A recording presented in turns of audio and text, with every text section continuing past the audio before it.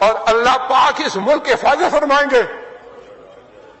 दुनिया में जहां भी देखें शायद हमारी कमी है, हम मजबूर हैं, हम गुनाहगार हैं। ഞങ്ങളൊരു തെറ്റ് ചെയ്തു, അള്ളാഹു ഈ രാജ്യത്തെ രക്ഷിക്കട്ടെ. പാക് പാർലമെന്റിൽ കരഞ്ഞു വിളിച്ച് MP.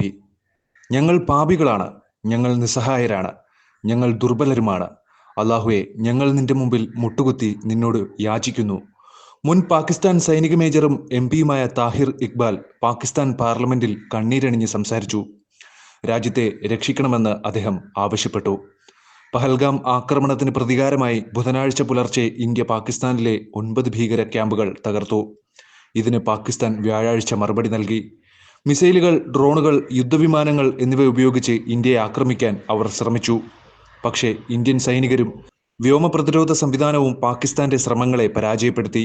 പാകിസ്ഥാന്റെ മിസൈൽ ഡ്രോണും യുദ്ധവിമാനങ്ങളും കാലാവസ്ഥ മൂലം തകർന്നു വീണു.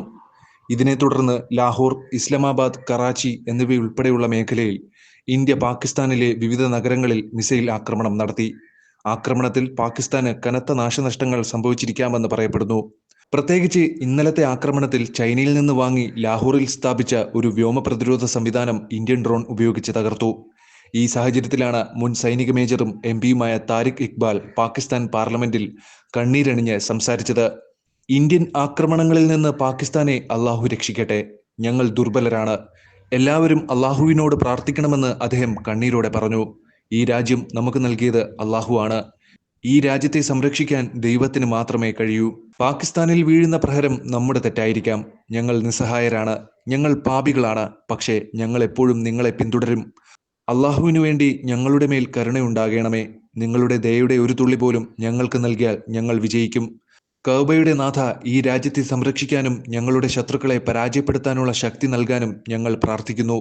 പാകിസ്ഥാൻ MP താഹിർ ഇക്ബാൽ അവരുടെ സൈനിക ശക്തിയിൽ വിശ്വാസമില്ലെന്ന് കാണിക്കുന്ന തരത്തിലായിരുന്നു അദ്ദേഹത്തിന്റെ പ്രതികരണത്തിൽ നിന്നും മനസ്സിലാക്കാൻ കഴിയുന്നത്.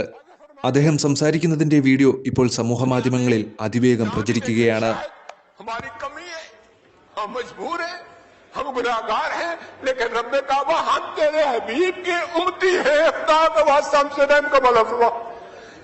आप चले जाएं, उधर फिलिस्तीन भी चले जाएं, कश्मीर में चले जाएं, जहां भी जाएंगे मुसलमानों के साथ वो ऐसे रो रहा है जो हम सोच भी नहीं सकते हैं।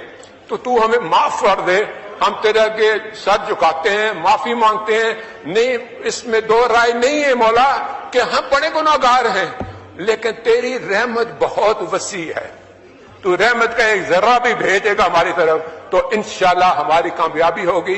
और दुआ करते हैं रब काबा कि इस मुल्क की हिफाजत फरमा और हमें दुश्मनों पर जो है वो फकीरत अता फरमा और हमें उनको सरनगू करने की ताकत अता फरमा। मैं दुआ गो हूं आर्म फोर्सेस के लिए, पाकिस्तानियों के लिए कि अल्लाह पाक हम सब की हिफाजत फरमा।